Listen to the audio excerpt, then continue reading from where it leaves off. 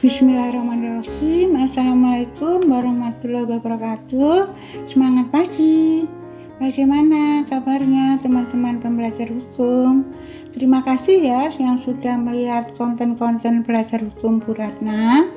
Semoga ada manfaat dari konten-konten tersebut serta menumbuhkan kesadaran hukum bagi teman-teman semua untuk tidak melanggar hukum, karena melanggar hukum itu merugikan diri sendiri, keluarga, masyarakat, negara, dan bangsa.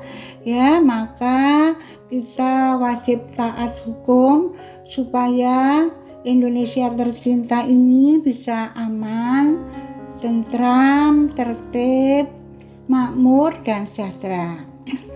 Baiklah, hari ini tema kita adalah kekerasan pada anak, ya, yang merupakan bagian dari hukum perlindungan anak. Sebagai rasa syukur kita pada Allah Subhanahu wa taala, kita awali dengan berdoa ya. Berdoa mulai.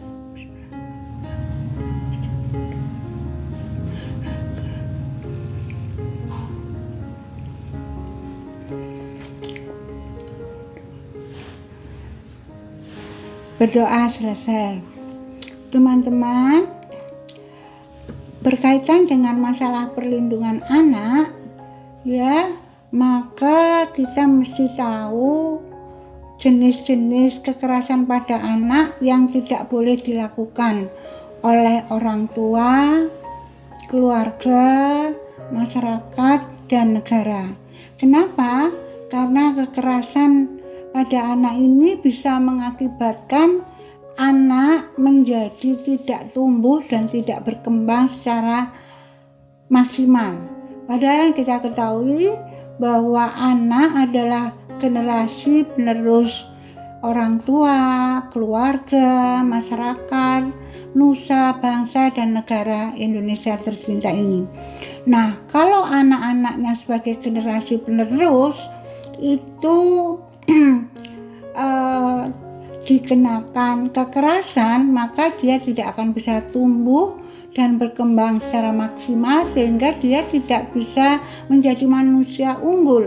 Karena akibat dari kekerasan ini sangat fatal, baik secara fisik, ya, pertumbuhan badan dari si anak dan perkembangan dari kejiwaan anak. Kalau sudah kena kekerasan pada anak ini, maka akan tidak tumbuh dan tidak berkembang, sehingga tidak bisa menjadi manusia unggul yang akan meneruskan cita-cita negara tercinta ini. Baiklah, apa saja sih bentuk-bentuk atau jenis-jenis kekerasan pada anak? Ya, jadi ada beberapa yang terdiri dari pengabaian atau penelantaran, kekerasan fisik, kemudian pelecehan emosional atau psikologis, pelecehan seksual anak, kemudian kita nanti akan bahas juga tentang akibat kekerasan pada anak, ya. Jadi yang pertama kita akan bahas tentang penelantaran pada anak yang merupakan jenis-jenis kekerasan pada anak.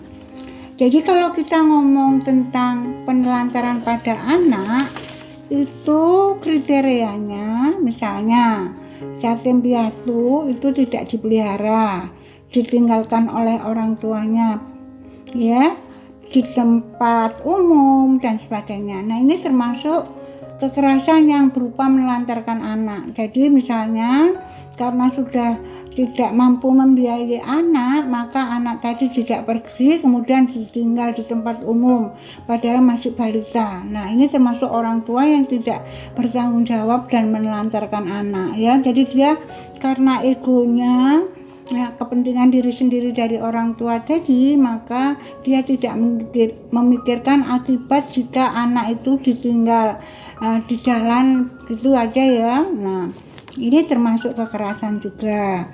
Kemudian bisa juga kekerasan pada anak itu berupa tidak pernah atau tidak cukup memberi ASI dan makanan yang cukup.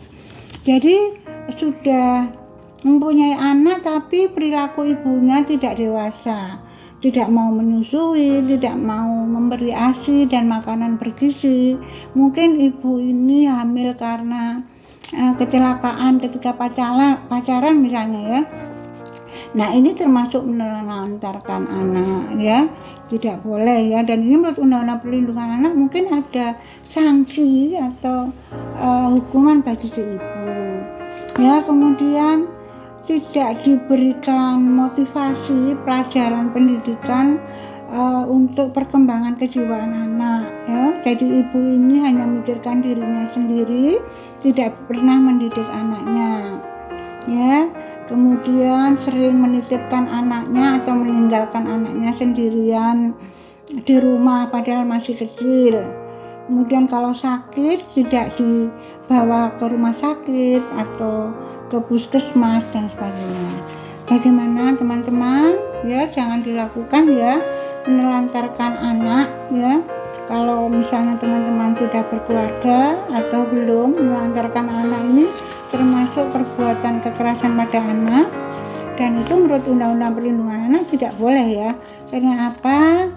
Ya, karena anak ini mempunyai hak asasi yang perlu dilindungi, dijamin oleh keluarga, orang tua, masyarakat dan negara dari kekerasan dan diskriminasi.